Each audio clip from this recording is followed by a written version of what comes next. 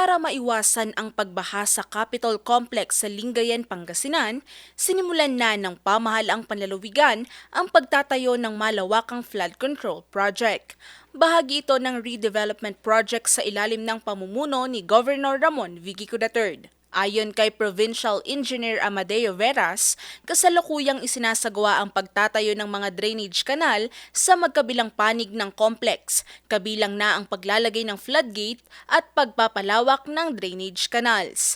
Kasabay ng flood control project, itinatayo na rin ang iba pang infrastructure projects tulad ng convention hall, reflecting pool, interactive fountain, parking area at ang 11-story government center na makakatulong umano sa pagpapalago ng turismo ng Pangasinan.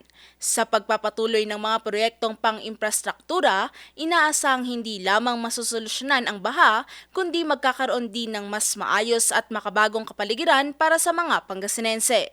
Samantala, itinampok naman sa lalawigan ng Pangasinan ang kauna-unahang pickleball tournament bilang bahagi ng pagpapalawak ng sports program. Ginanap ang tournament sa Narciso Ramos Sports and Civic Center sa Lingayen at dinaluhan ito ng mahigit 150 manlalaro mula sa iba't ibang bahagi ng lalawigan.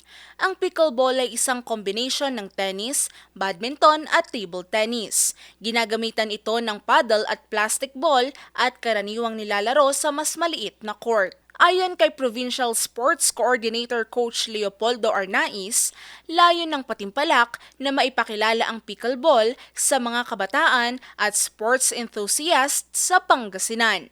Sa pamamagitan ng ganitong programa, umaasa ang pamahalaang panlalawigan na lalong maengganyo ang mga kabataan na makilahok at maging aktibo sa iba't ibang larangan ng pampalakasan.